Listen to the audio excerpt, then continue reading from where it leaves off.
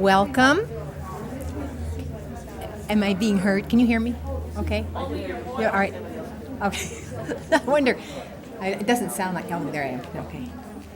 Welcome, everybody. We're so glad to have you here for our last second Sunday Garden Forum for the spring of 2006. Should be a wonderful one. We also want to welcome our viewers on the Library Channel 10. And I want to give some thanks. Thanks to the library for being such wonderful partners for Project Green, for these garden forums. Our relationship has gone on for years now, and we've really enjoyed the way we work together. They're wonderful helpers for us. I'd like to thank our speakers for being here today and for the time they've put into their presentations. Thanks to the Project Green volunteers and our cookie bakers that make such good cookies for the break that we'll have pretty soon. Our Project Green Garden Fair is going to take place on Saturday, May 6th at the Carver Hawkeye Arena. A lot of people always wait to find out that date so they can anticipate all the fun plants they're going to have a chance to buy that day. We will have sunny perennials, shade perennials, ground covers, trees, vines, and shrubs, and prairie plants that day. If you have plants in your garden that you'd like to donate for this plant sale, just call any Project Green person and we would be glad to come dig plants in your garden. I hope that as you look at your garden, you'll look at your very favorite plant, the thing that you just can't wait to see pop its head up in the spring, and then see if it has any babies, because we'd like the very best from your garden, of course. And so I hope you'll keep us in mind as you have extra plants. Another thought might be that as you go to the garden centers this spring and you think you'd like to do a little something special for Project Green, because we try to help the city in as many ways as we can, see if you can't buy a plant for Project Green. Put it in your garden and enjoy it yourself, and then wait for it to have babies. And then take those, then you give us a call when they're ready, and then we'll sell them at our plant sale, because we want to have really special plants at that sale for you. Our garden tour will be Sunday, June 25th, and there will be more information on that to come. I hope you'll check our website out. Now, it hasn't changed yet, but we're in the process of changing the Project Green website, which is projectgreen.org. Amy Nicknish is a wonderful young woman here in Iowa City who's had some experience with this kind of thing, and she's going to help us to make our website extra special, and it will be full of good information. So give us a little time, but keep that in mind so you can check our website. I hope also you will watch Dubuque Street here in Iowa City. Keep your eye on the plantings that are going to be going in this spring, because Project Green has, with the help of Iowa City money and the people who buy plants at our sale, we have put thousands of dollars into a landscape plan and into landscape planting materials that are going to be planted on Dubuque Street. So that'll be fun to watch this spring as those plants are planted.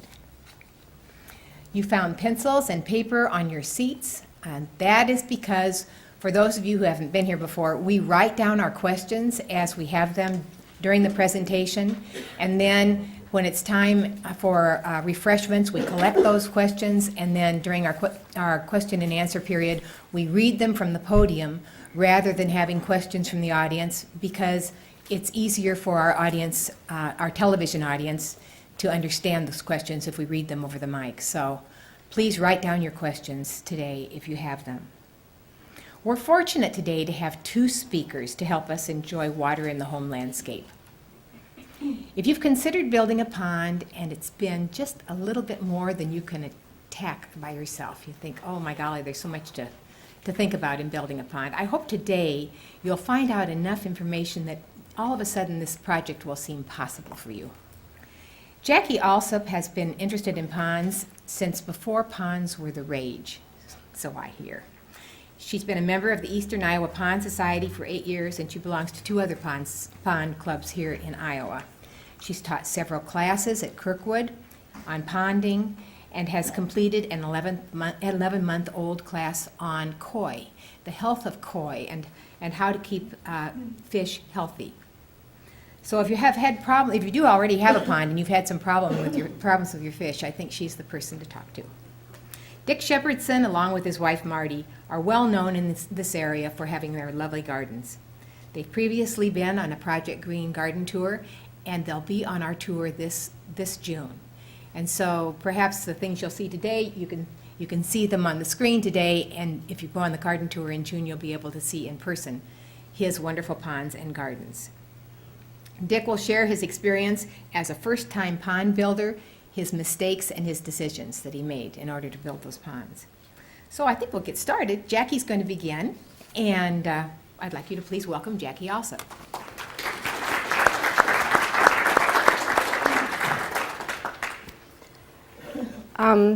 Okay, thank you first of all for coming. I know as a fellow gardener that this weekend and spring being just around the corner, that this may well be the last Sunday that people like you are willing to come out and leave their gardens to come to such things like this. So I thank you for coming in anyway. My job today here is just to kind of inspire you and to give you a few ideas of what you can do out in the garden and talk about the different possibilities. As Melanie mentioned, my experiences from ponding has really come about full circle. I started as a ponder several years ago with a simple water feature, and after the water feature came several ponds because I started getting into the water gardening. And then the last couple years now, the water gardening, all the plants that I put in and nurtured for so many years have come out, and the ponds are all being retrofitted and turned into koi ponds. So I've kind of come through the whole thing. I'm always still surprised when people keep calling me and asking me to come and speak, because A, I never consider myself a very good speaker. You're going to hear me say a lot of ands and uhs while I try to think about what it is I want to say to you guys today. And B, I am really just an average Joe Smo gardener, just like probably a lot of you people out there are. I'm not a master gardener. You're not going to hear me quoting Latin names for this plant or that plant because I don't know them. I'm sorry. I realize the importance of that if you want something specifically and need to go to a nursery, but I don't know that kind of stuff. What I am, as Melanie mentioned, is if you got to put a label, is I am a certified KHA, which just simply means that I probably killed more fish than the average person. Master gardeners claim that they've killed more plants, and so they go to school and they take a few classes to learn their hobby, and that's kind of exactly what I had to do, is take a few classes so I could learn how to quit killing my fish off. So that's kind of my story and how I came to be anyway. It also shows that ponding has many paths then that you can go down. And that's what I'm going to kind of talk about a little bit today for you. With a little planning, any outdoor space can become more than a garden. It can soothe stress, it can nurture the soul, it can foster creativity. Soothing stress, for an example. We had a fellow pond club member who came to a meeting and mentioned to me once how much water gardening and having a pond has really changed his life. And I'm like, okay, how's that, Jim? And he's like, well, I got a very stressful job. I used to come home every night and plop down in front of the TV and watch the news and the Wheel of Fortune and demand that nobody talks to me the whole time, that first hour I'm home, because I don't want no complaining. I don't want to hear the kids fighting. I don't want to hear nothing. I'm totally stressed. And so now he come home and has this new pond in his yard, and he finds out he's filling up his glass with a cool drink.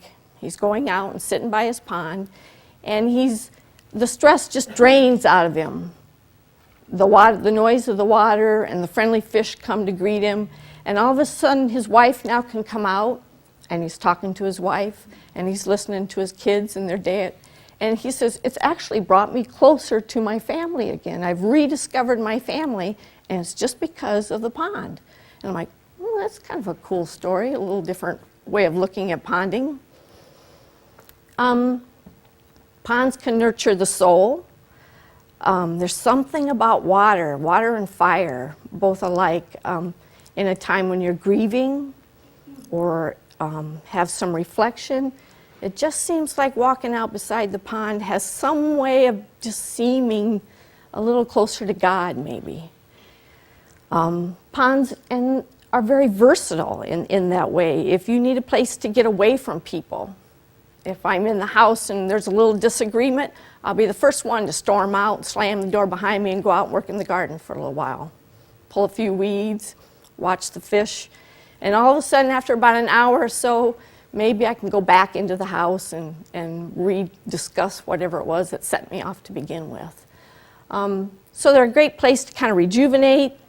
They're also a place where you can entertain.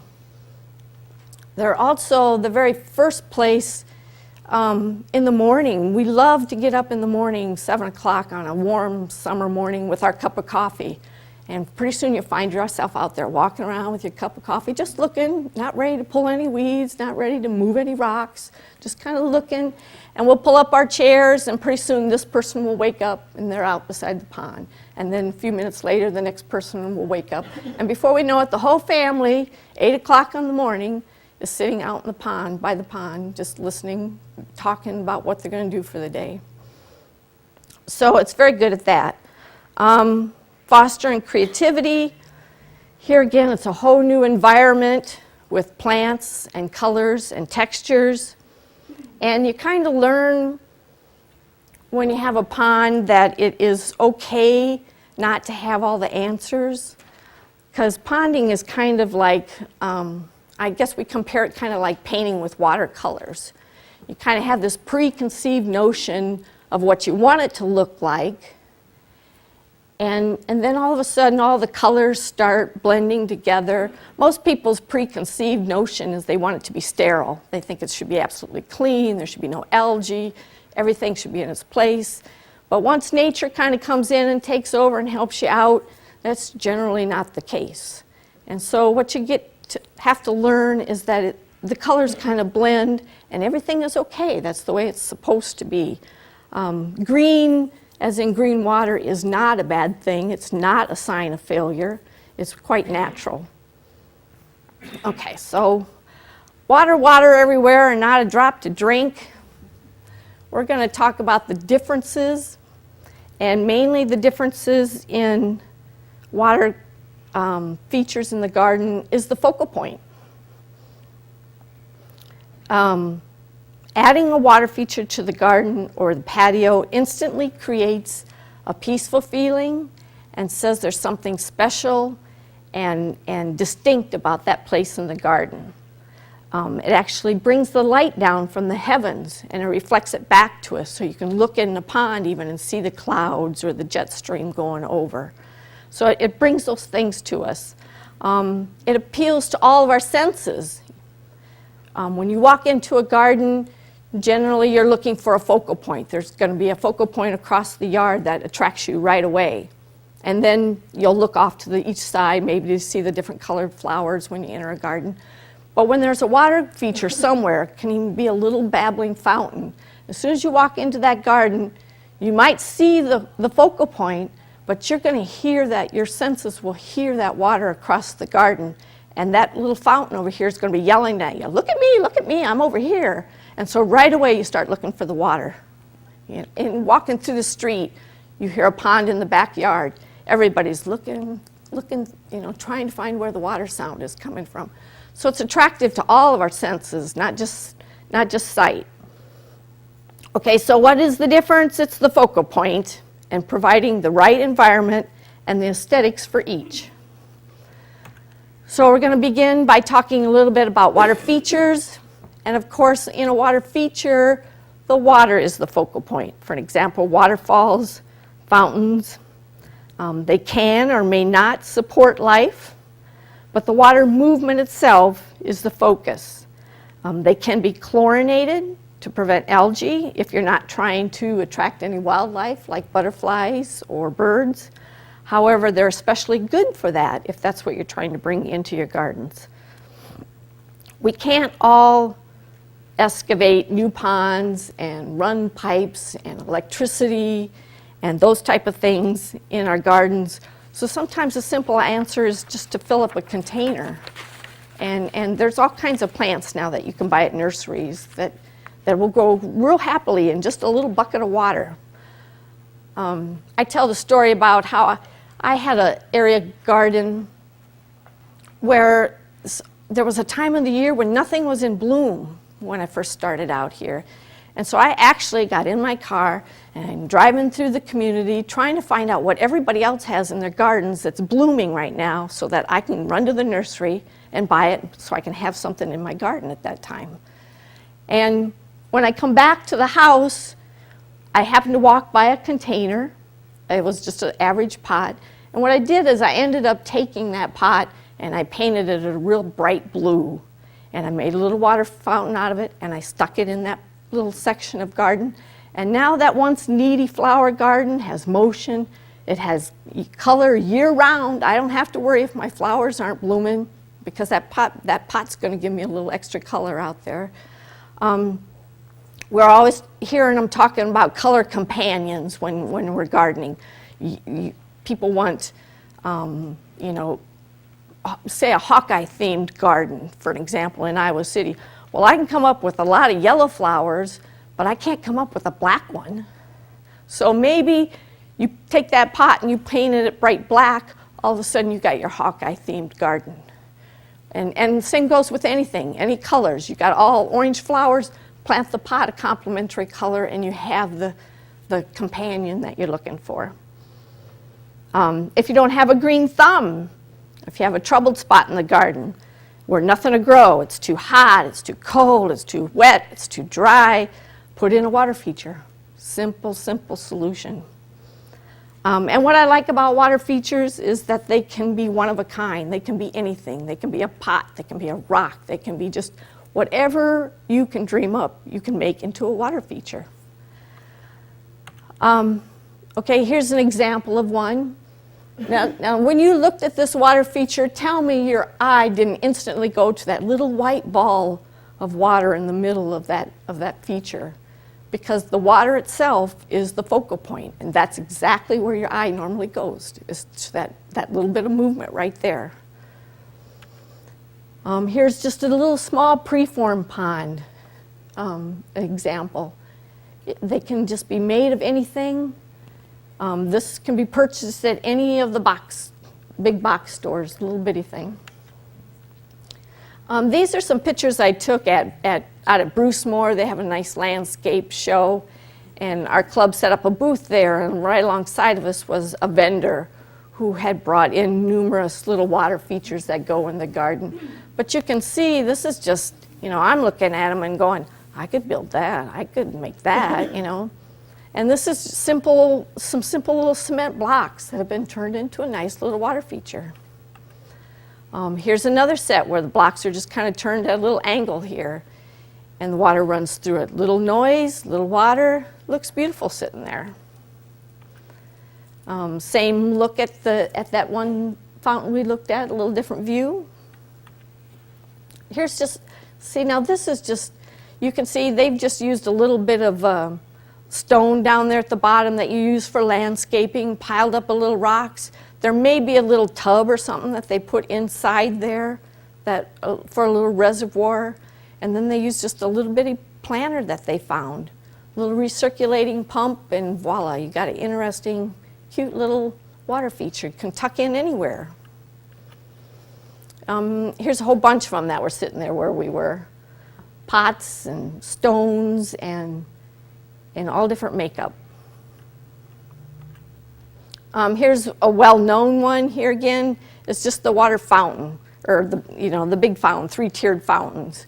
These come in all sizes, can be purchased at a lot of the local nurseries, but can certainly make a huge focal point in any garden anywhere.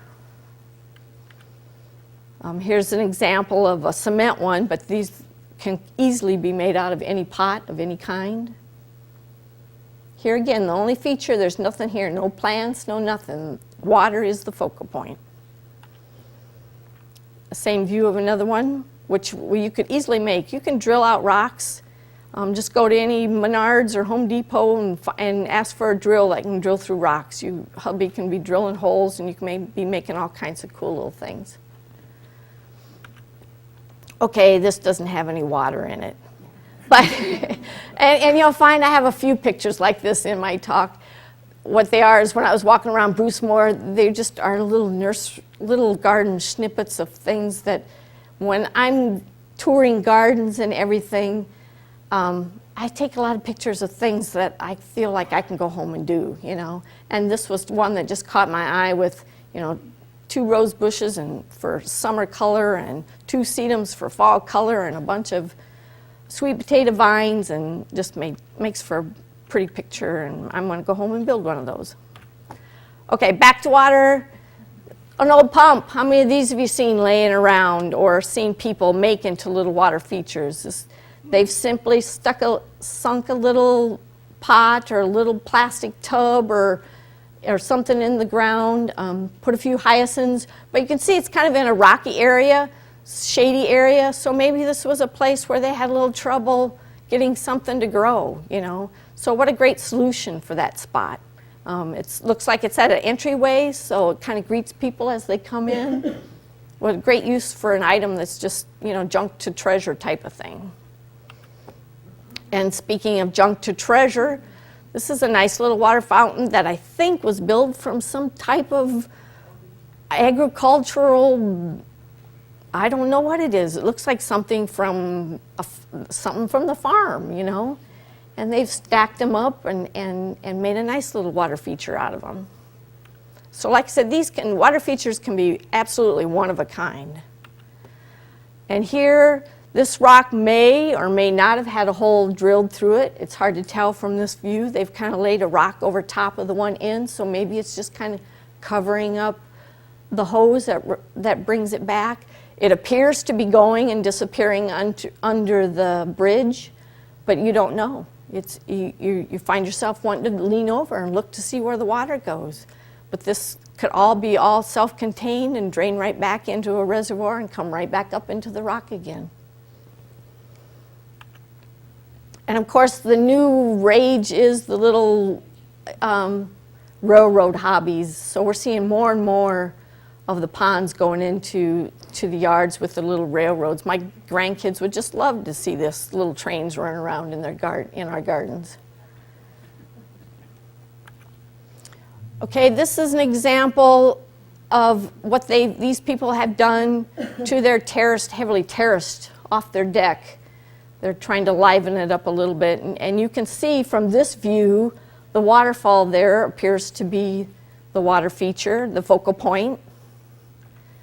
This is actually at the very top of that tiered pond, and it just looks like it boils out of the rock, trickles down into just the tiniest of little header pools. And by the time it hits the bottom, it's a raging river, just like in nature. Now, and if you look at this, you see no plants, no fish. Water is the focal point. Although this is a full-size pond here, they still have chosen to feature water.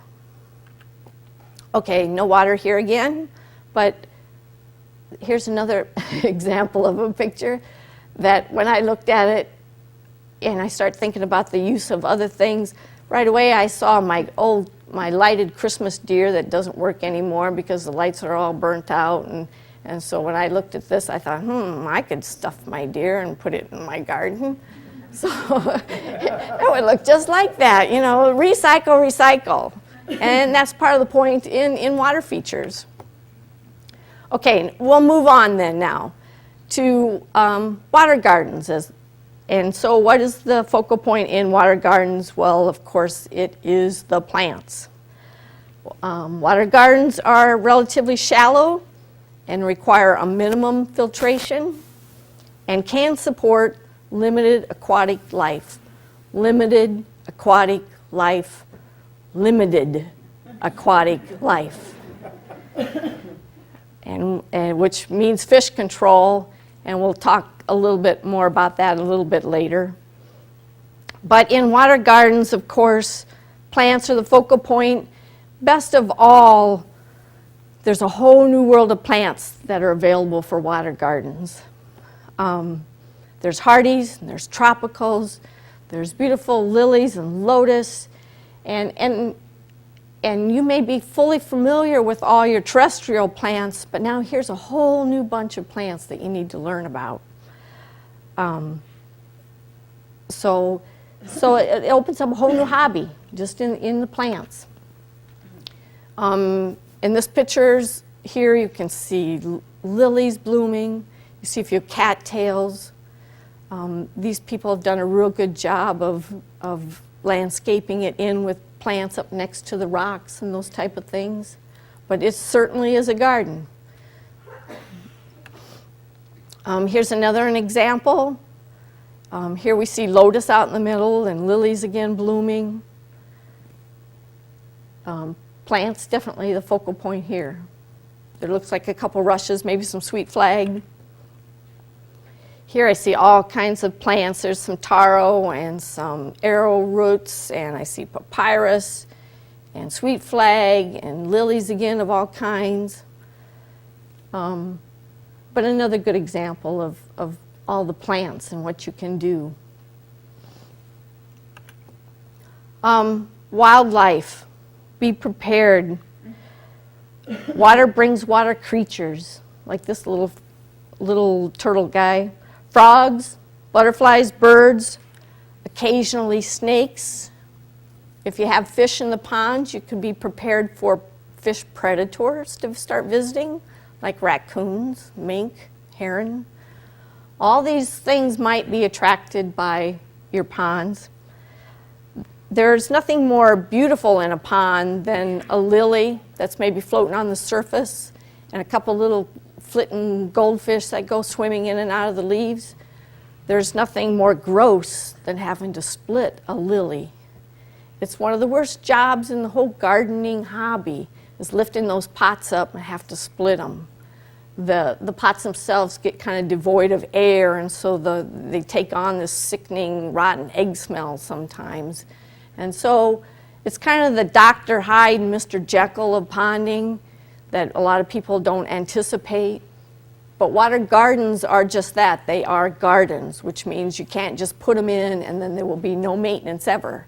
Just like you don't plant a garden and then go out 6 months later and harvest your tomatoes and your peas and stuff, because if you haven't been out there doing any kind of weeding or any kind of intermittent care, you're not going to have any of that. And so water gardens do take some maintenance. Here again, well-designed ponds can minimize the amount of maintenance a pond can have. So it's a good thing to research your design so that it cuts down on maintenance. When I look at this picture, I see a cute little turtle. A couple things, other things in this picture kind of draw my eye to it. And one is how crystal clear the water is when I look at this picture.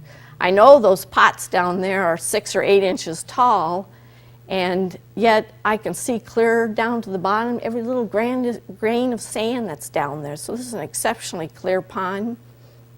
I also see a little bit of trouble maybe with the water lilies, the leaves, the little perfectly round holes in them can kind of indicate, well, maybe this owner has a little bit problems with China moths. They're notorious for cutting perfect little round holes in your leaves and laying their larvae on. They make nice little boats floating around for their larvae to live on. Either that or the one leaf looks like it's got a few tears in it. So this lily may be a product of a hailstorm. Hail and lilies do not mix at all. Hailstorms, a couple years ago, a hailstorm literally wiped out a whole display of lilies at the International Water Lily Show. They had a huge display of all lilies that people had brought in from everywhere across the United States. And unbeknownst to everybody, a huge hailstorm came in and ripped the whole thing up, tattered everything. There was nothing at all for the show. So hail is not a good thing. Okay, so we'll move on. Here's another example of a water garden. And here again, it's hard to see where the garden begins and the land starts because it's so well landscaped around it. One of the biggest problems with locating a water garden is trying to get it to look natural in the setting, trying to get it to be harmonious. A lot of times you'll see a pond and this big rock necklace is what we call it, sitting out in the middle of the pond or out in the middle of the garden, and it just, it looks like what it was. It looks like somebody just kind of plopped it out there in the middle of the garden, which is not a bad thing, but just landscaping them in and trying to naturalize them a little bit helps make them look a lot nicer. Here I see all kinds of plants here again. Cannas grow very nicely in ponds. Impatiens will grow real well in ponds. There's a lot of different plants out there now. Here's one where I think the owners did an excellent job of making it look like it's been there forever. This almost looks like an earth pond that they've just added a little rock to, and it looks real natural there in these guys' yard. Sweet flag, variegated sweet flag I see arrowroot, I see lotus and lilies, a couple different cannas, a nice planting. Now here, these guys probably didn't have as much yard, so they have just taken a tub, a horse trough, and they've landscaped some bricks around it. And you can see one of them is water and the other one is dirt, is terrestrial, and made a real nice display in their yard. A few little plants, voila. Here's our beautiful lotus, a couple of close-ups. And of course, the lilies, and this may be a little fuzzy, but lilies come in every color, except for blue. And if you want to be a millionaire, start growing lilies and hybridize a blue one, because the world's looking for a blue lily. Here again is another picture of a lotus. There's cannon. I see papyrus. I see parrot's feather. Parrot's feather. Doesn't parrot's feather have to be a beautiful plant with a name like that? You would expect it to be. More lilies. No more water in this one either. This was another one of Gretchen's pictures at one of the homes that has water, and I just thought the goats are cool. Okay, the next thing we're going to talk about a little bit is koi ponds, and of course in a koi pond, koi are the focal point. Requirements are beyond that of a typical water garden can support. More filtration is needed for the waste.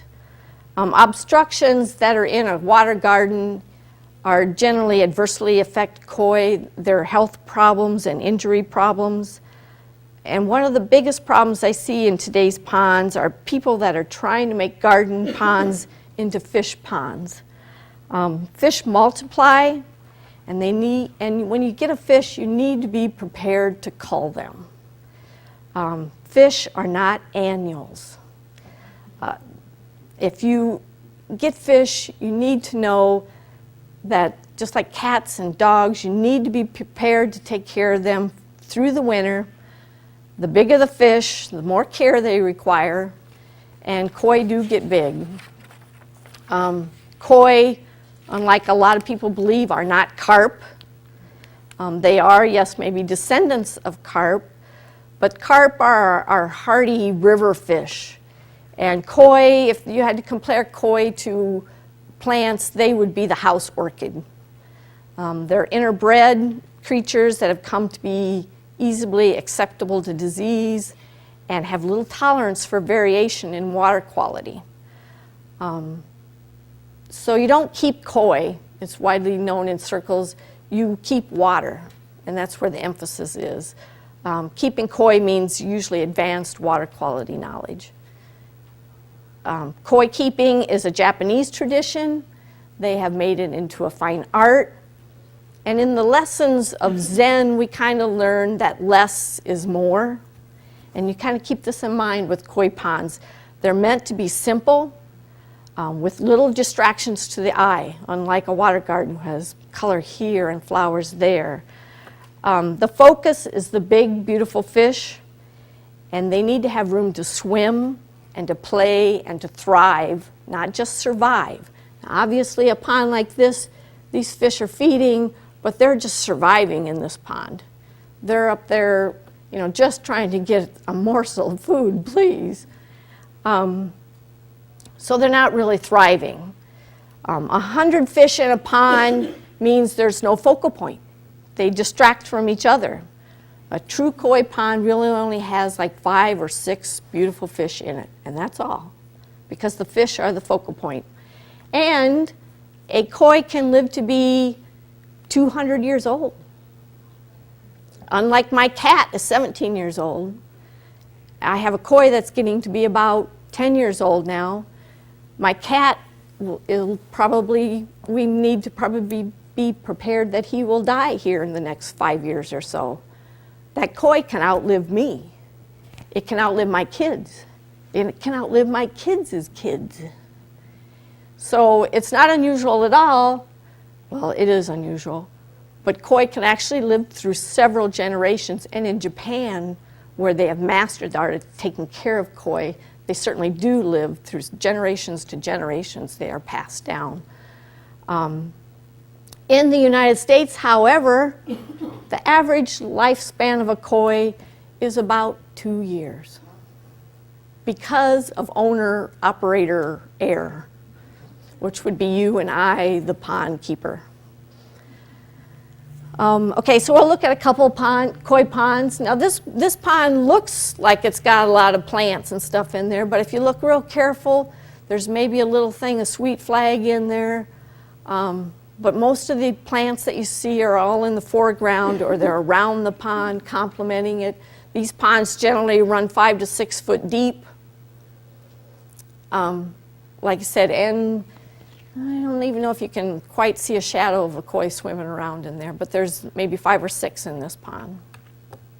This is a pond here. Again, you can see some of the fish, but this is a deep pond.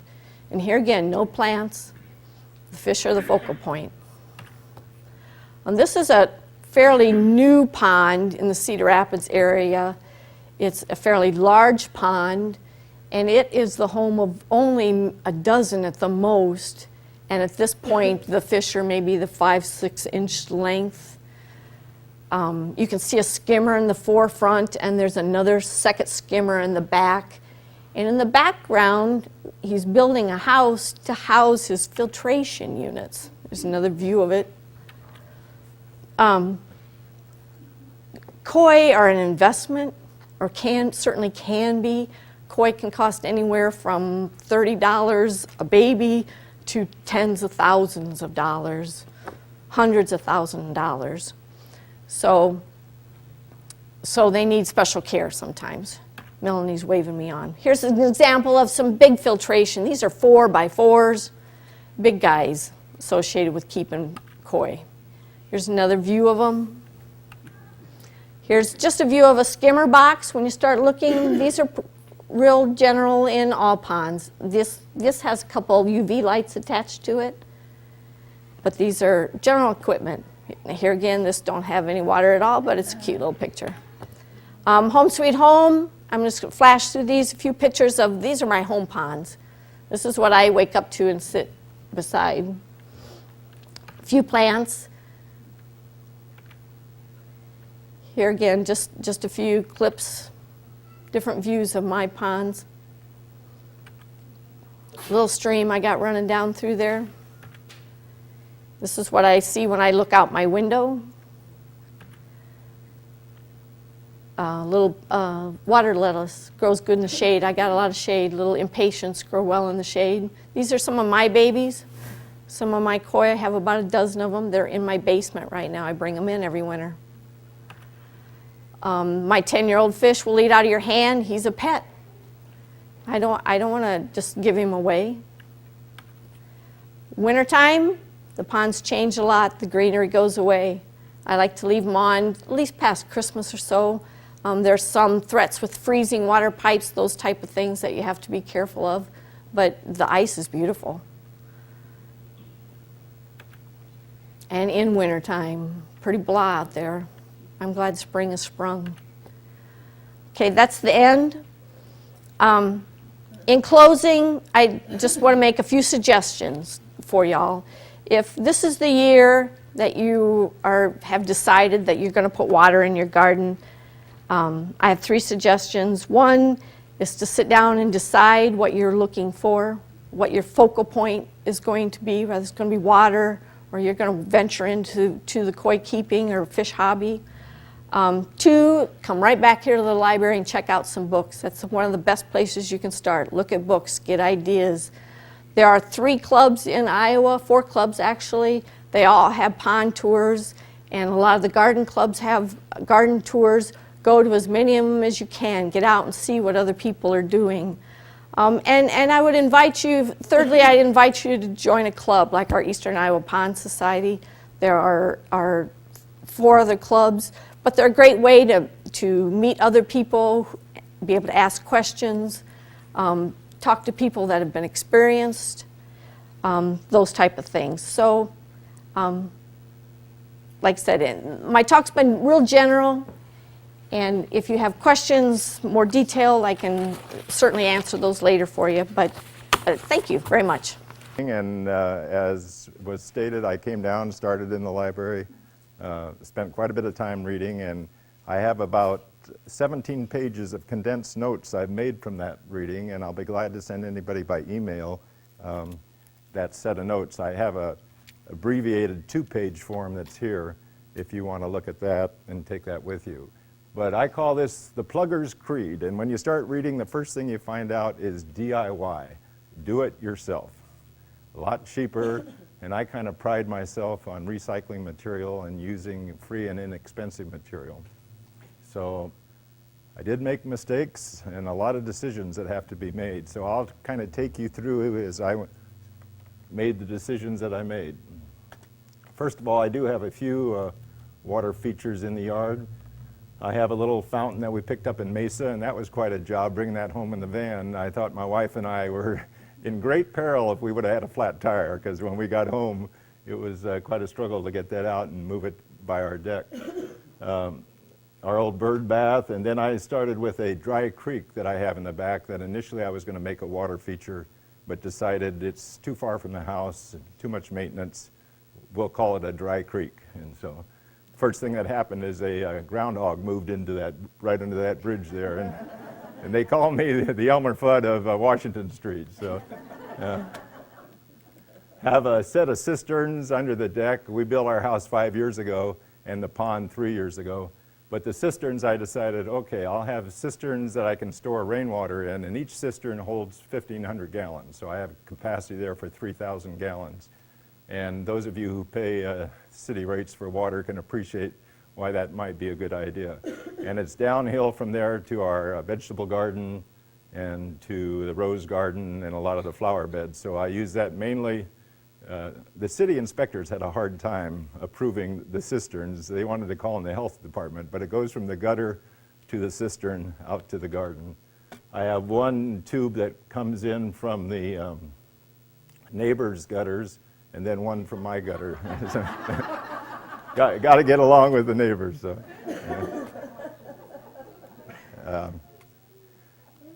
I have valves that I put in by the side of the deck, and then I can bring that water into the stream, part of the stream pond. My pond has 4 little ponds, and that way I can, in the winter, just divert that water from the cisterns out into the pond. So.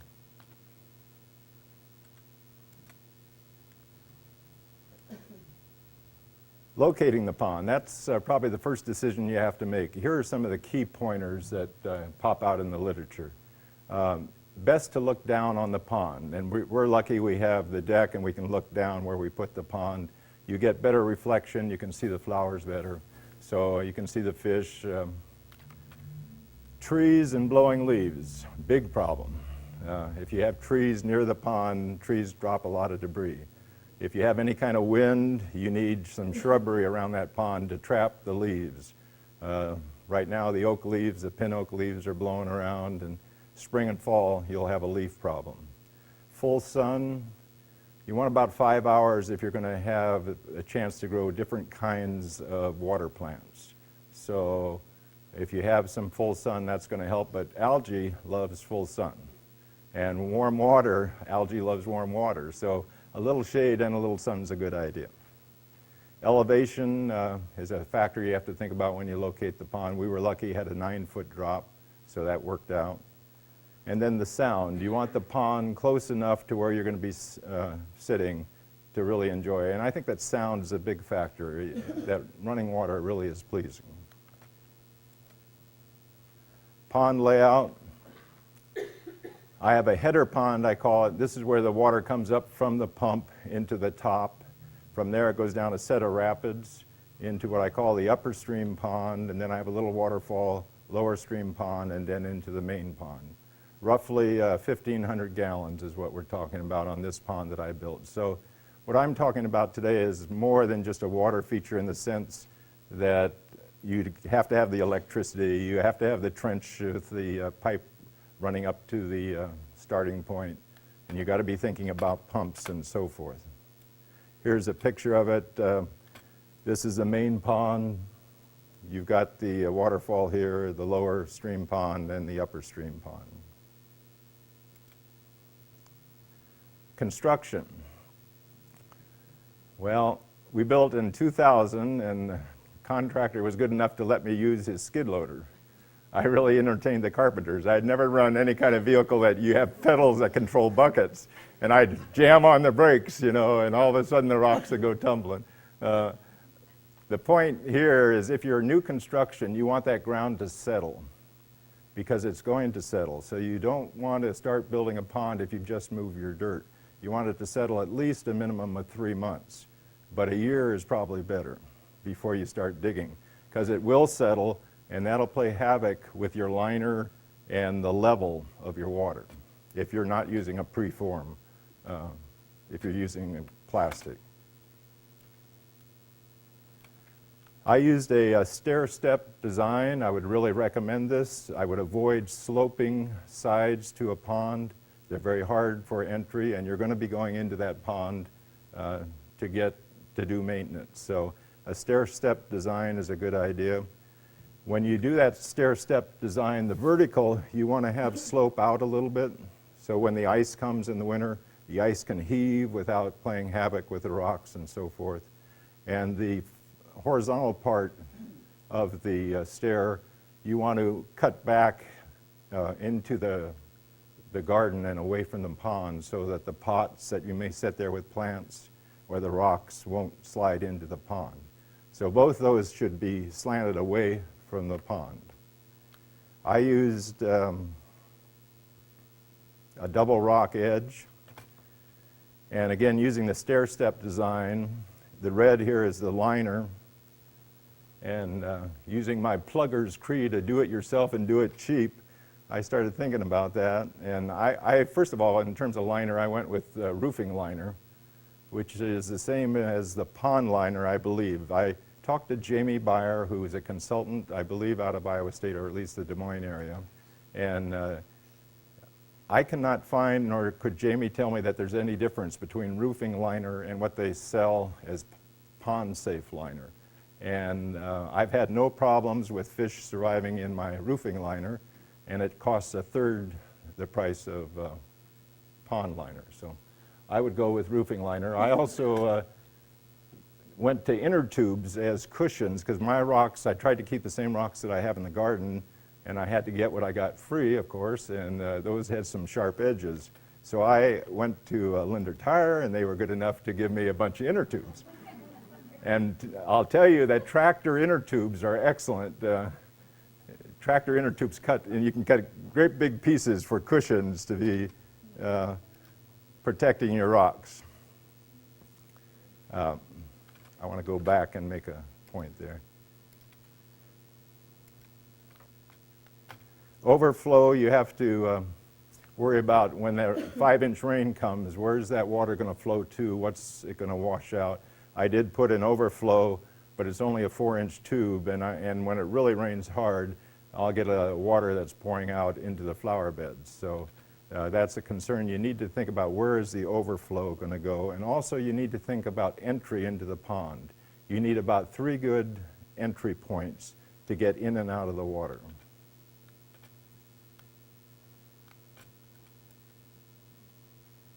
Here's a picture of the upper stream pond and the lower stream pond. One of the ideas that I wish I would have gone with is using treated wood along the edge of your pond. And you bring your liner up over that treated wood and then use the laths on the back and tack it in to the 2x4 or the 2x6s.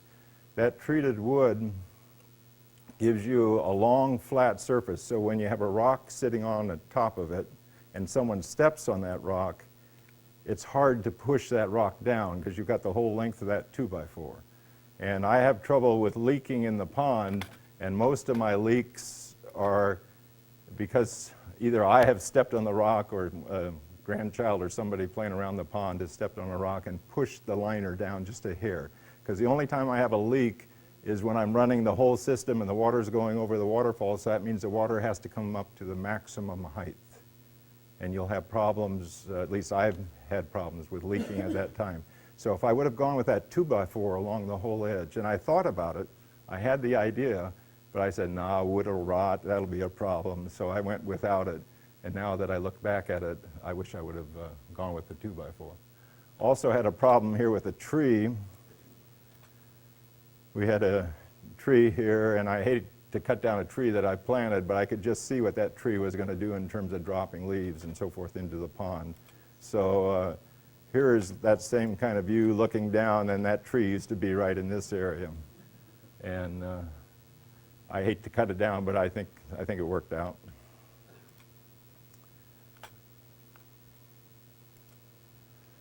Underlayment, again,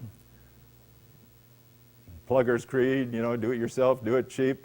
The neighbor was taking out fiberglass from their attic, and I thought, aha, good underlayment, soft, it'll last forever, it's pliable, I can bend it. So I took all this fiberglass from my neighbor's attic and took it over to Washington Street where we were getting ready to build a house, and I laid it there with black paper over the top of it so it wouldn't blow. Came back the next spring and found out that mice really like fiberglass to build nests, and so do squirrels. And I'm thinking, okay, if I put that fiberglass under that liner, I'm going to have all the shrews and the mice looking for that material for nests. So I threw all the fiberglass away and went with carpeting, and I found a local carpet store in town that was good enough to give me, I did a little dumpster diving and got some good carpeting using synthetic nylon carpet. Got to be careful of tacks, of course, but that makes a good underlayment. The liner, again, I used a roofing liner for most of it. Couple pointers on this. Be slow to trim your liner around the edge.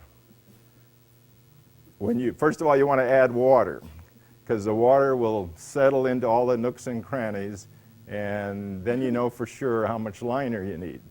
Next, you think you have it level, but there may be some settling that goes on and so forth. So that extra liner, I'd leave at least 18 inches around the whole edge, and I'd fold it under so that if you make an adjustment of some kind, you have some extra liner you can just unfold.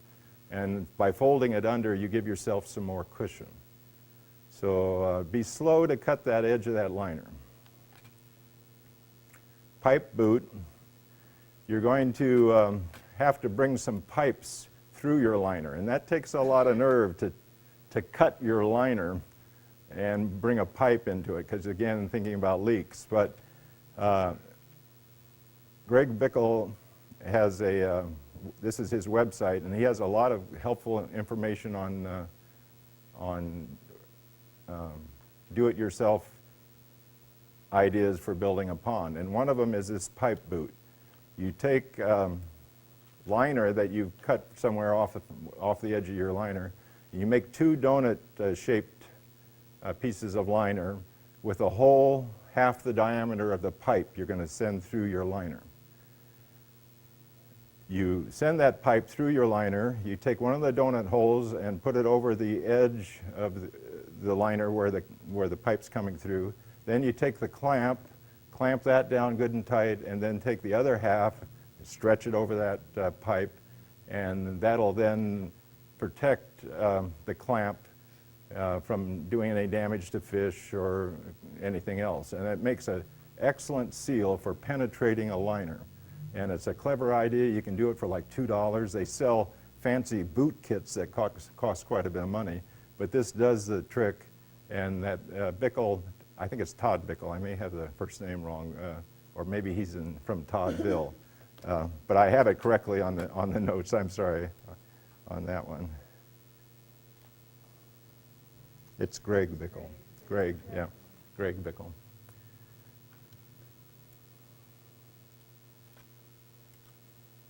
Okay, I came back to the wrong spot there. I went with an out-of-pond pump. With a smaller pond, I'd probably go with a submersible pump. But an out-of-pond pump uses 1/2 the draw of electricity than a submersible pump does. So in the long run, I think you'll find the out-of-pond pump maintenance is much easier, and also the annual cost for electricity. If you run that 7 days a week, 24 hours a day, that's going to save you quite a bit. I have a little a box I built into a rock wall adjacent to the pond, and then in the pond I thought, okay, there's a problem with trying to avoid stagnant areas within a pond. You want the water to be drawn from all areas of the pond. So I thought about that for a little while, and I said, well, first of all, I need a valve on the inside to shut the water off inside the pond so that when it freezes, nothing is going to freeze around the pump because that'll all be dry. I can shut it off inside the pond. And then I thought, oh, ADS drain tile, that'll work great for bringing in the water from all areas of the pond. Well, that was overkill, so I made a cut here and made a cut here and got rid of half of that piping, and now I just stuffed some deer netting here, and I made a T here and I stuffed deer netting in each opening there. And that works real well to draw water from all areas of the pond. The deer netting is very easy for me just to reach in, pull that deer netting out, swish it in a bucket, and put it back in. And so it makes maintenance fairly easy. I'm trying to get this. The pump is right here. Right next to it is a filter, a mechanical filter. It has a little basket inside, and that'll get plugged up with algae and so forth, snails and other kinds of things that get in there. But by having the deer netting inside the pond, then you get most of that out, and so you have to do a lot fewer times you have to get into the pump and clean that filter. So I really like the deer netting idea, and that was very inexpensive and worked fine. So.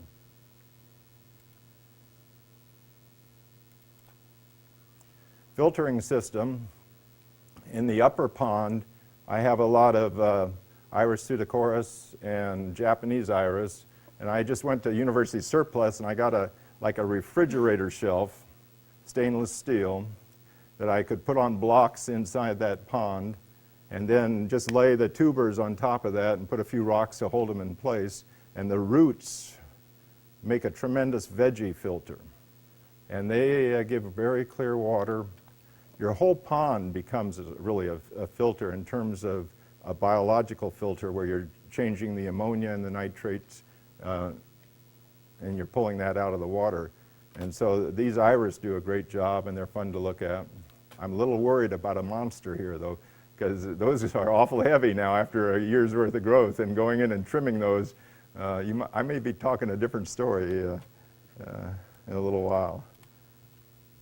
Initially, I went with a trickle tower as well.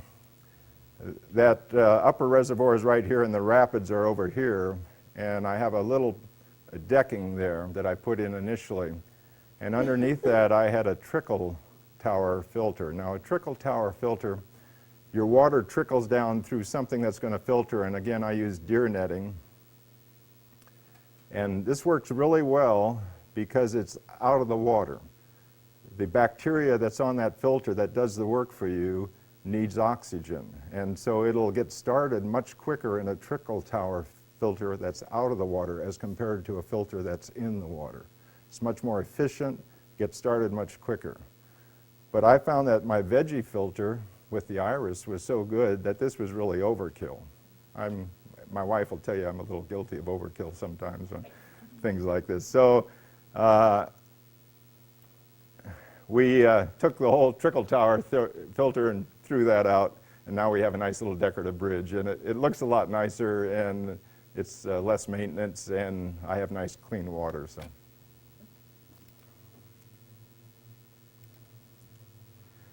Helpful pond sites. Jackie mentioned the Eastern Iowa Pond Association. This is their website. On that website, there'll be information about their annual pond tour. They have a copy of their newsletter, and there'll be very good links. So I would recommend that website, EIPS, for Eastern Iowa Pond Society. American Water Gardening Society, and my favorite, which has got historic roots to this one, is watergardening.groupie.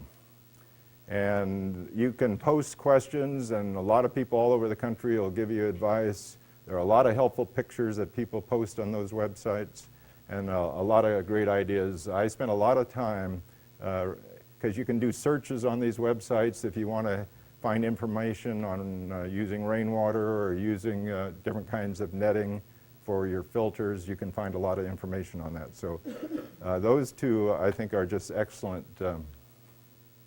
excellent sources, and I have those in the notes. Problems. Algae is a problem. You have two kinds of algae. You have single-cell algae, and you have string algae. And when you first build your pond, be ready for single-cell algae. You'll have green pea soup. It'll just blossom right off the bat for about 2 weeks until your pond begins to strike a balance and your plants start to grow. So your water will turn pea green and, pea soup green, and you'll be really thinking, what have I done? Expect it, live with it, and it'll be gone. String algae is another problem. I have not solved that problem, and I just mechanically pull it out when it gets to be too much in July and August. Some people say use a little toilet brush because it's good to swish around in there and get the algae. I just use my hands and pull it out. Electrical costs. The bottom line on electrical costs, for me, it's about $150 to run the pond all year long.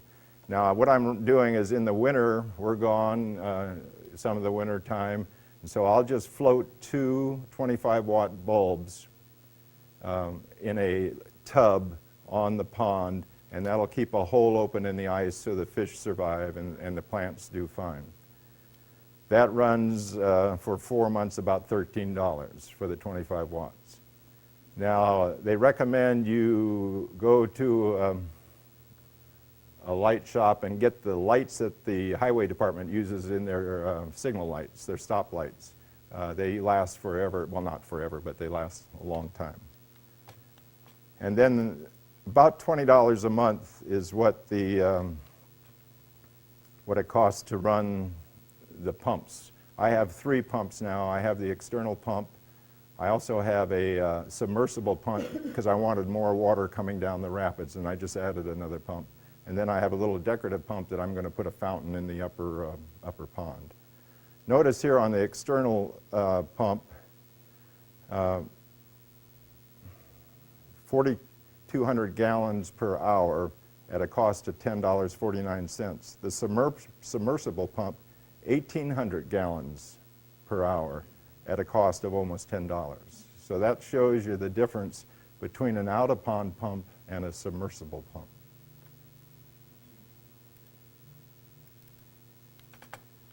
Leaks. I've talked a little bit about my problem with leaks and the fact that I wish I had edged it with a 2x4.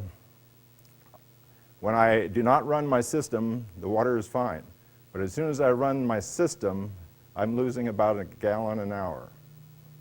I still haven't solved it. Now, I find some leaks, but I never seem to solve it all. And that's because I think I'm walking on the rocks all the time, and I push that liner down, and when I bring that water up to the maximum height, it starts to leak out. It could be in my underground pipes, I've got a leak. But I don't think that's the case because I've experimented with that and run the water from the piping straight down to the pump, and it doesn't leak. It could be extra evaporation possibility. It could be the plant life that I have, but I've noticed this spring it's leaking already, and I don't have a lot of plants growing, so I don't think it's evaporation because of the plants. And it could be along the edge where the rocks are, and that's, I'm pretty sure where it is. The necklace effect, this was mentioned, Jackie mentioned that. I've got a problem with the necklace effect. Some people call it a toilet seat effect. But you see it here, and all I can say is with time, as the plants grow, it's disappearing. So, and I haven't really in my mind solved how do I avoid the necklace effect without the liner showing. And I think it's through artful planting that you solve that problem.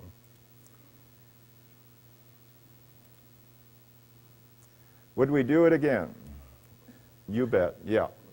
I really enjoy seeing that first water lily bloom. I enjoy seeing the grandkids coming out and feeding the fish, and everybody is kind of attracted to the fish. The birds have been tremendous. As soon as we put those ponds in, we had a lot more bird life in our backyard, and we had a set of mallards that moved in that first spring. They've been back the last, well, it's 3 years now. The hen just made a nest up by our front door, but it's a lot of fun for me to watch those mallards come splashing in into the pond.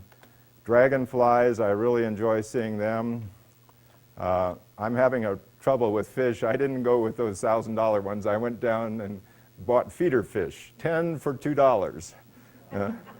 And I've got a fish problem now. I've got too many. They're multiplying on me. So I have found some friends who need some fish, because if I can only catch them, that's, with the plantings and so forth, they're a little hard to get. The sound, too. We have the set of rapids and the main waterfall that we can hear from our deck because it's right off our deck of our house. Also in the summer when we have the bedroom window open, we can hear it in our bedroom. And when you're out in the garden, of course, you can hear it. So I really like that sound. So I tried to talk a little bit about the plugger's creed of doing it yourself, doing it as free and inexpensively as possible. Some of the enjoyment out of the sound. In the winter, I think it's kind of interesting to watch what winter does to it. And certainly enjoy seeing the reflection and so forth in the water. So I hope you found out something helpful, and I'm sure you'll find the notes useful. And here is my, my email. If anybody wants a full set of the 17 pages of notes from my reading, I'd be glad to send that to you. So we'll end with that.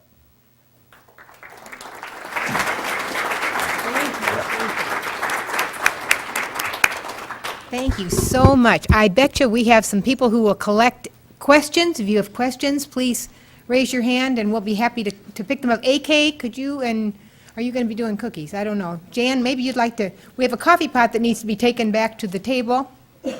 And let's see, Anne Murray, you can help, or somebody there, collect some questions.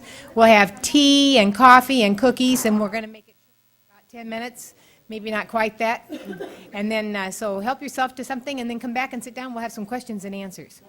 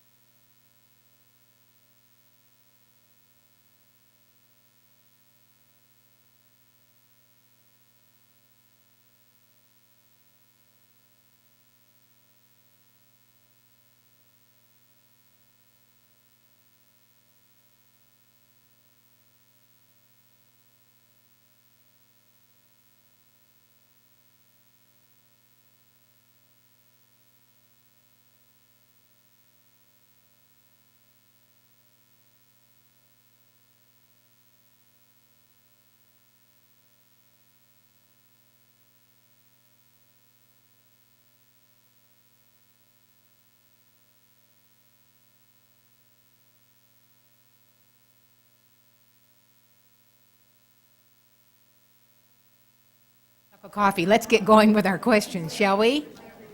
And Jackie, if you could come up, yeah, you and Dick, and maybe you could stand over there, and then if you need to get to your controls here, you can. No, I took my disc Oh, you out. did? Okay. I just turned mine Are you on. Your mics are on? I didn't touch it, so I assume. Okay, I'm sure it is. All right, our first question. We have a natural drainage way through the middle of our backyard. With rain, it gets quite swampy. We have been wanting to make this into a rocky, dry stream bed, or wet if rainy, with a pond at the end of our property before it goes on to the neighbor's property. Would this work, or would we have to keep water flowing through the whole thing to prevent mosquitoes? The lot width is 75 feet. Do either of you have any feelings as you hear that question? You want to address that? Well, I'll address one part of that. The water table can be a problem to ponds. As that water table rises, if it's in low ground, it's going to lift the liner up from the bottom. So you need to put some kind of like drain tile or gravel underneath your liner with enough padding so that that water will escape and get out of there. So that's, when you were reading that, that's one of the things that was going through my mind. Okay. The other is that I think the fish do a fine job in terms of the mosquito larvae. I don't think, I know running water helps, but I think the fish might do the trick. I don't know, Jackie, you know more than I do. Exactly.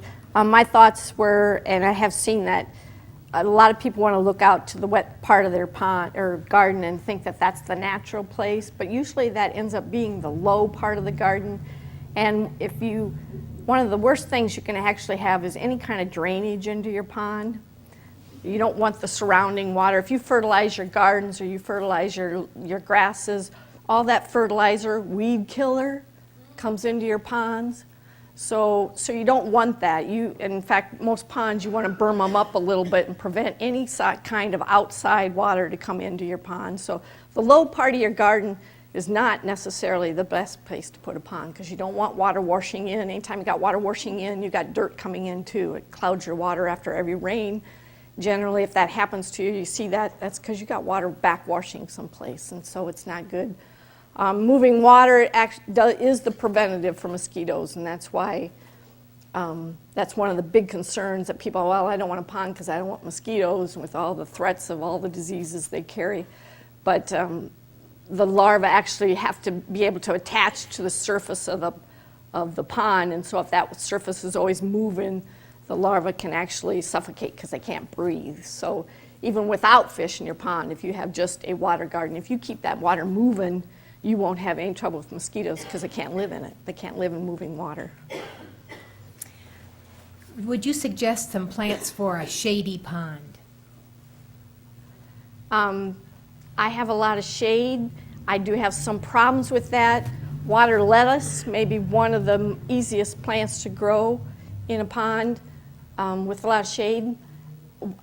Your common impatiens, a lot of people don't think about it, but any of those plants, terrestrial plants that have that soft kind of stem to them, those all like shade, shade and water. So impatiens grow wonderful in little pots that you can set in the rocks or tuck them around in floating islands.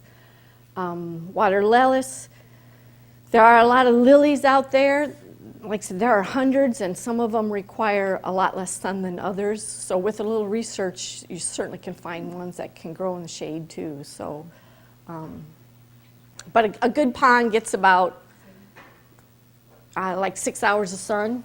Too much sun and you have a lot more problems with algae and that type of thing. So if you can find a location, if you're thinking about like right on the tree side, right on the tree line, or next to the house or someplace like that that gets afternoon shade, then any shade helping like that can help keep your algae in check too. But it needs sun? Does it need some, it needs some sun? It's not? good to have some sun, yeah, because there are a lot of plants that you might be looking at to have that require more sun. So like I said, a half and half is ideal.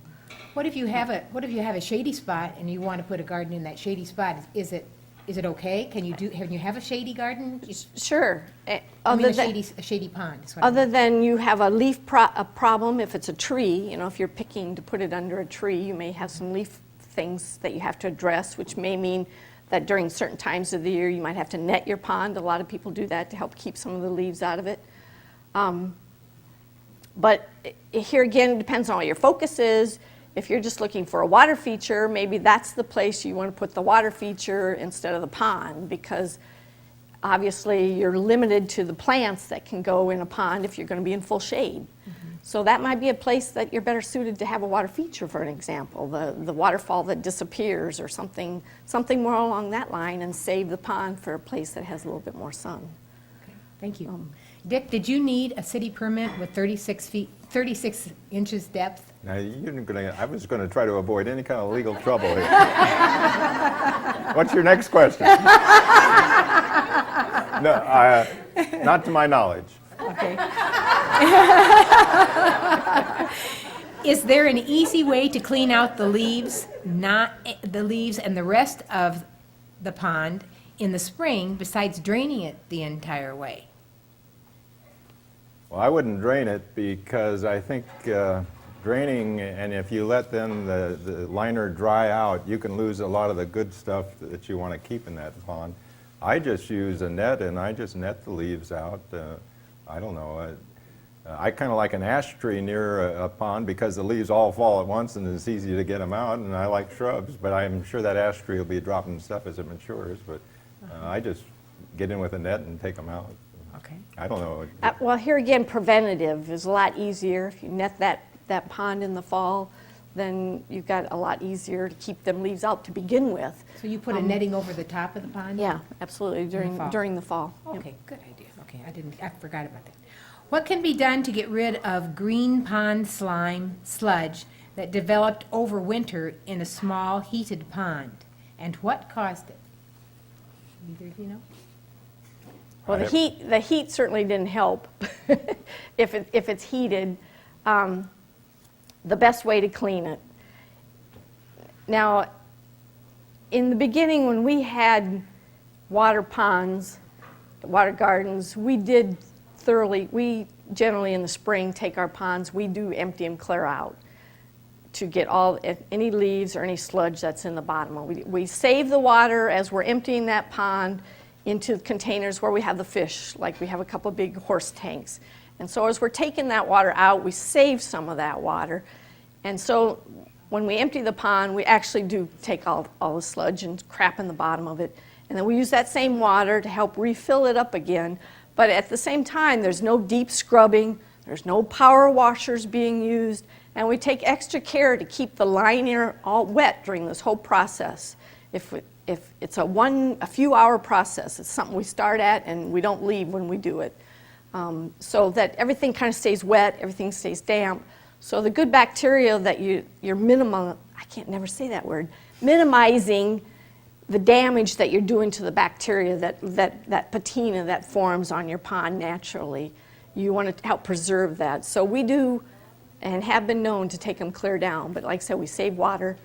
What causes the green algae? For a lot of part, it's the nutrients that are left in the water. Maybe nutrients from the fish poo is a natural fertilizer that green plants like to have. It's the phosphoruses in the water that help contribute to that. There's a lot of contributing factors.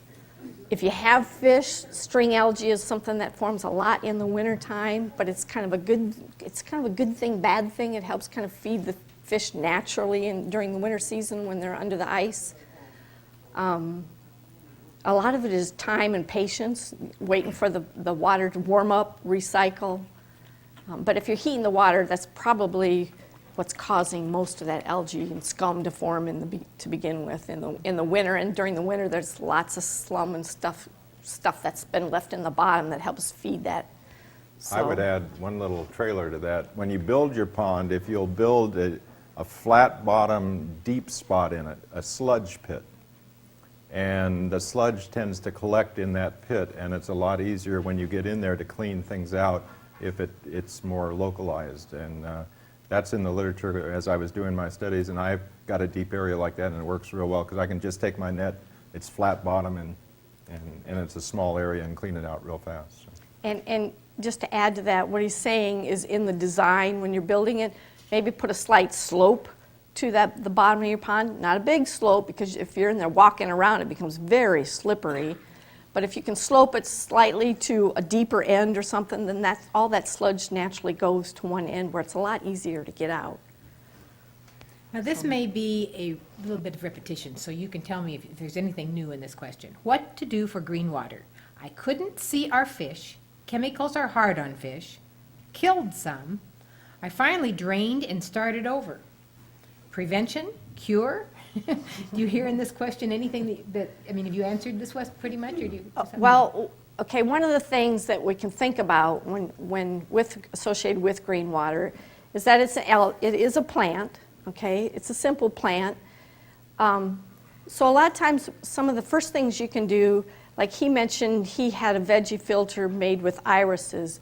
If you plant plants irises are like one of the very first plants that wake up in the springtime.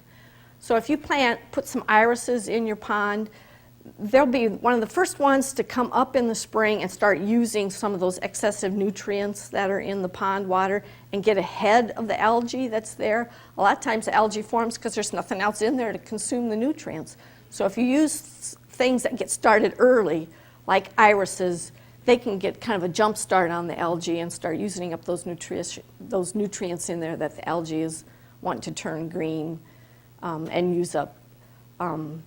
Green water, it happens, for one thing, it happens to everybody probably. There's probably not anybody who's got a pond that doesn't have it. And usually it's just a simple matter of the natural bacteria getting going. Those bacteria don't kick in till 50 degrees. So until your water reaches 50 degrees, those things, the things that help prevent algae are not taking place. Couple of things I would add. You want to cover the surface of your pond at least 50% with plant life so that you're shading the water to help with the heat problem, because hot water is one of the things that's going to push that algae. Another thing, if your pond is very shallow, that'll make, in the July and August, that water heats up very fast. So deeper ponds have less algae problem.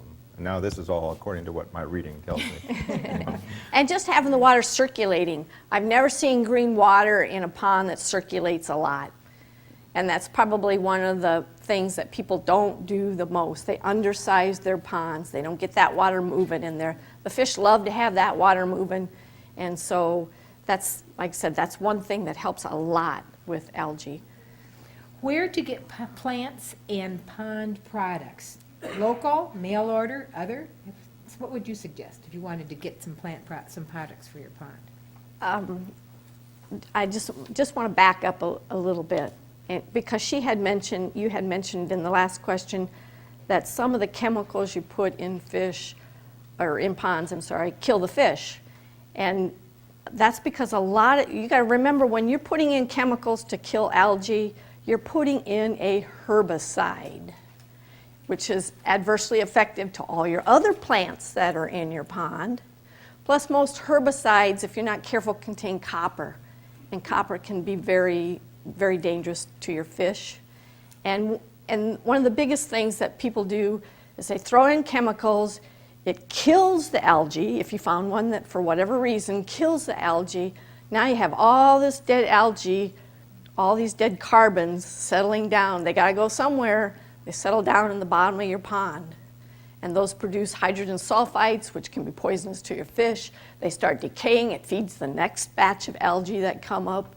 So killing algae uses a ton of oxygen. Just the process of killing algae uses a lot of the oxygen in the water.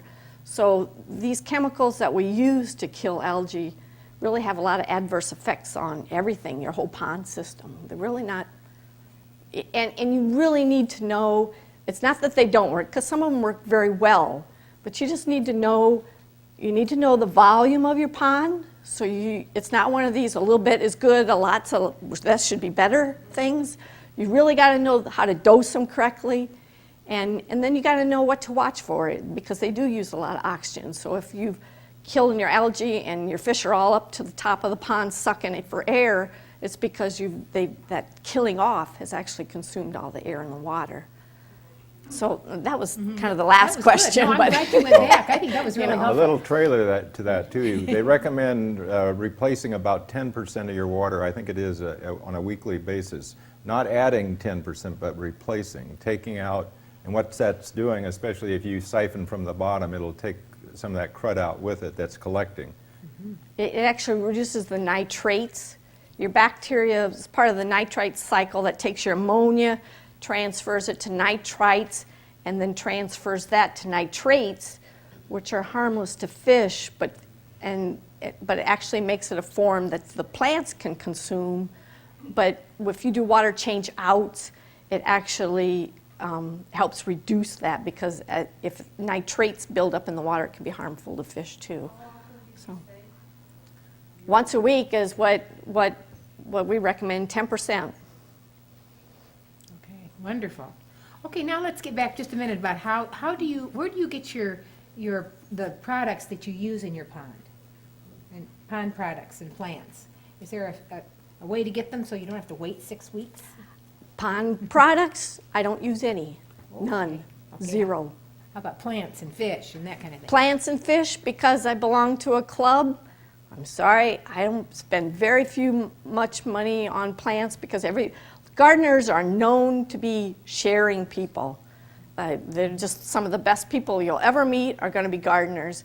And so it's not like a terrestrial garden. If you have plants, extra plants, your perennials, you can go start another flower garden over here, you know.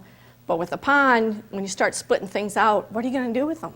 You know, so you start sharing with clubs and stuff. We start sharing, we start giving them away. Same way with fish. Fish multiply. So I spend very little money. Other than that, I still use the internet a lot, and we like to support our local nurseries. So it's kind of a medium. You know, we go do everything. On my notes, I have an internet site that I really recommend. Can I mention it? Sure. It's called Koi Village, and the fellow Gene there that runs that, I found to be very good. I've had a couple little problems with a pump, and he's replaced parts free of charge and so forth. So when I go to get tubing or a pump or something, I usually go to that site. So it's Koi Village. KoiVillage.com. I just bought a huge pump from him last week. He's very good, and in the forums, you hear his name coming up all the time. So. Well, that's great. Thank you. What do you feed koi? We feed koi food, not trout food, not cat food. We feed them specially designed food just for koi. The only thing that koi will eat a lot of things. They'll eat veggies. They love oranges. They like lettuce, peas, especially good and healthy for koi. So they'll eat a lot of things. But in general, they need a good, balanced, high-protein koi food. The trout chows and those type of things are kind of developed for fast growth, and they're kind of more of a fatty food for fish. And fish really need high-protein foods to develop their natural, beautiful colors and their growth. So we look for koi food, at least for basic daily nutrition. This is a question that goes back to making fountains, as you suggested in your talk. This person wants you to suggest a source for big pots, formed shapes for making a water fountain type, small first-time water feature. So, Okay, a site.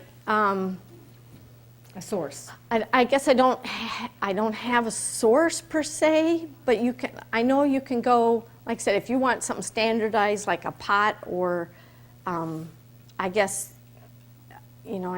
still go back to the box stores, the Menards and the Home Depots that have these new big pots that are made of this plastic styrofoam stuff, but they certainly hold water, and they come really inexpensive now that you can make into fountains. So the main thing you need to know is when you buy the little pumps for these little fountains, and and I don't think about this very often, but I had a lady come and ask me, she's like, I don't even know what size pump I need for this little water fountain. Is that you read the directions on the pump and they might say, okay, this pump's 300 gallons an hour, for an example, okay? So, but you have to know something, what we call head pressure. And that's kind of the lift, how high you want this water to shoot up in the air, okay? Because if your pump says 300 gallons an hour, that might be without any tubing or anything. That's just hook it up, it's going to pump that much water. But if you ask that pump to lift that water up in the air, then as it lifts, it actually loses power, for a lack of better words. So if you want to lift that water 10 feet, by the time that water gets to 10 feet, that same pump might only pump 5 gallons an hour. So it's important, and some might, if you're trying to make a water fountain that's 5 foot tall and you buy a pump that only has a 1 foot head, it's not going to pump the water up that far, period. So when you look at the pump, on the side of the pump, the package it comes in, look for the head pressure, how much water there is that pump will perform at whatever height you need to pump it at. So that's just something you kind of have to watch for. And when you're ponding, you want that whole water volume to turn at least once an hour. So buy your pumps accordingly. If you're putting in a 1,000-gallon pond, you might want to buy a 1,500-gallon pump, because by the time you put elbows this way and elbows that way to get it plumbed, that 1,500-gallon an hour pump might only turn that 1,000 gallons maybe once every hour.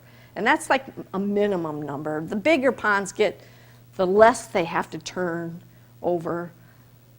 But the more you turn the pond over, the better the pond will be, the healthier the pond will be. It'll pick up more oxygen, the fish will like it more. You'll have less trouble with everything because it runs through the filter more, runs past the algae more, it gets oxygenated more.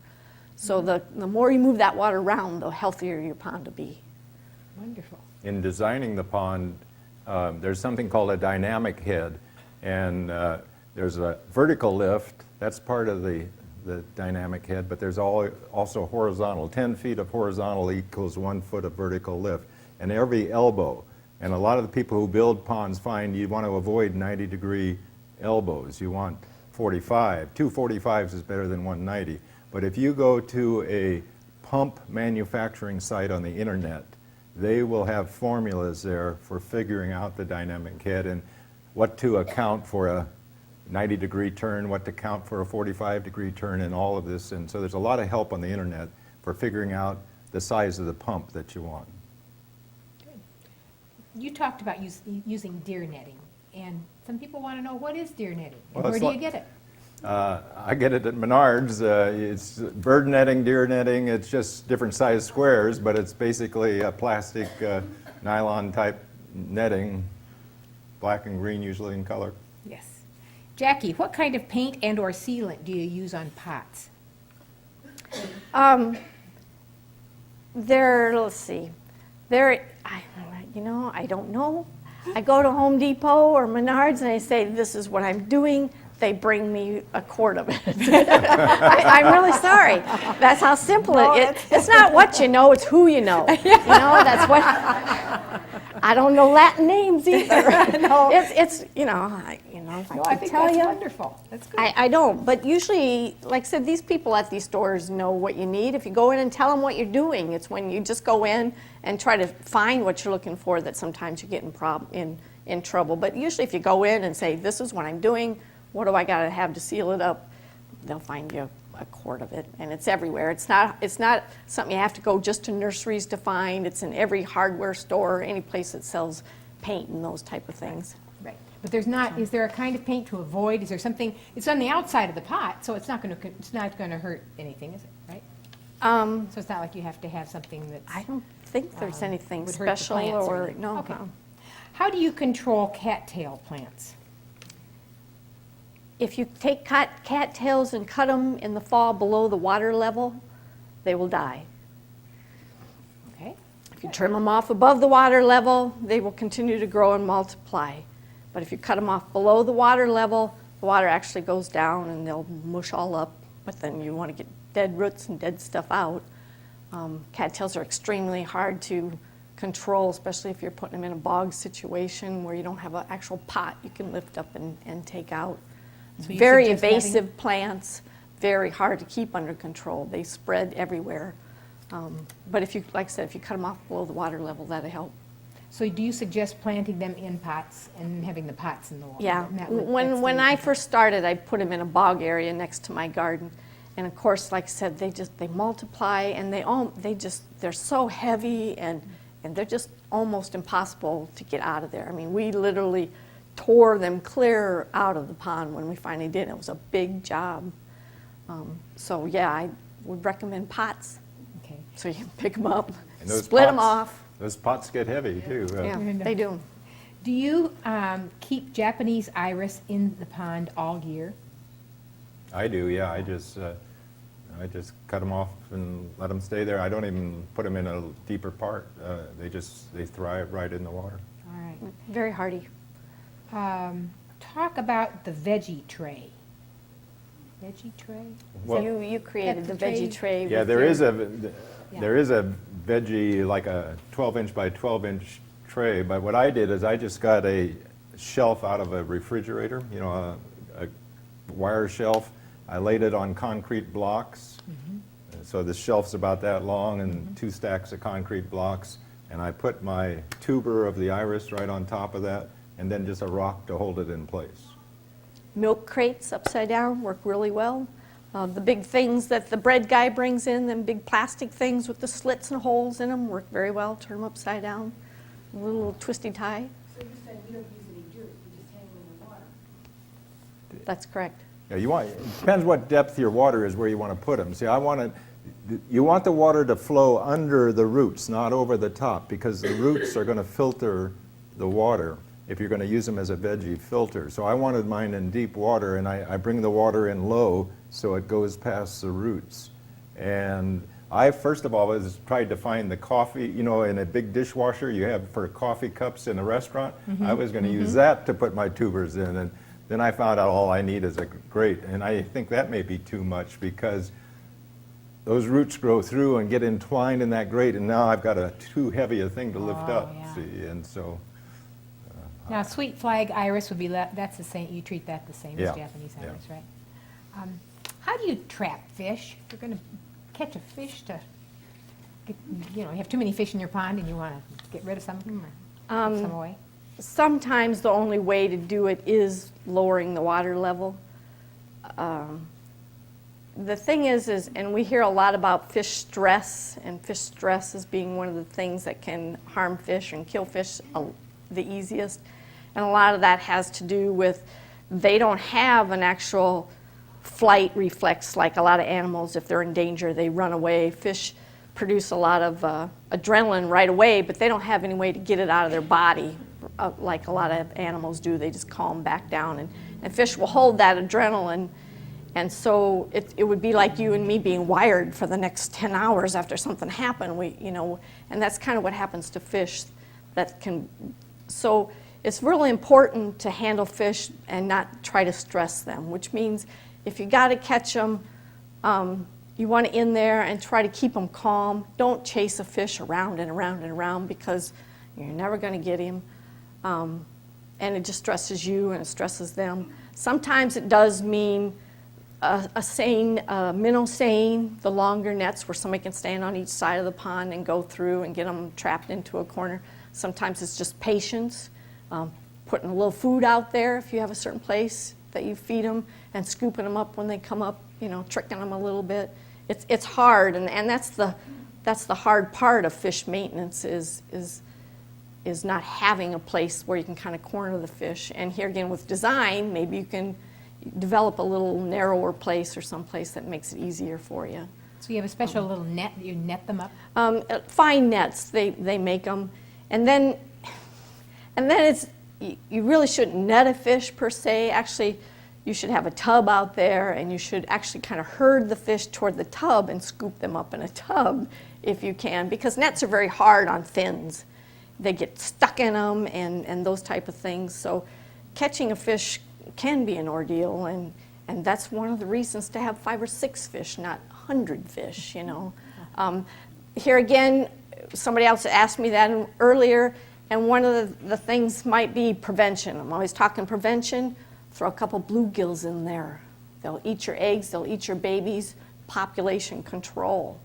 So the answer to catching them might be preventing them. But they don't eat the mom and the dad. No, they're too big. Yeah, okay. Now, I think there's something about the temperature of the water in terms of the metabolism of the fish, because it's a cold-blooded animal, that you really don't want to stress them when the water is cold like it is right now.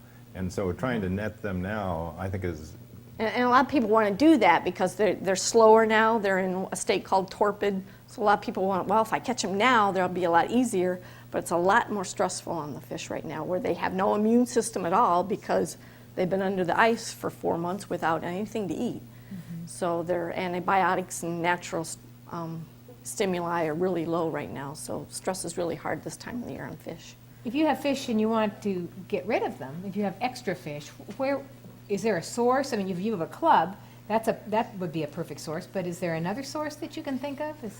On the internet, you can go and there are rescue sites and for fish specifically, and we saw a lot of that down south when the hurricanes came through. We had a lot of pond owners that, you know, had to find sites really quick for their koi and stuff. And so there are rescue sites, just like greyhounds and that type of thing. But if you have a lot of extra fish, I guess my suggestion is, if you don't have somebody else in the community that has a pond, or you don't know, usually if you start asking around, you can find somebody, or call a club. A club will always have somebody that's building a pond, or somebody that will take your fish for you. Put it in the paper. A lot of that happens too, and you'll almost always get rid of them.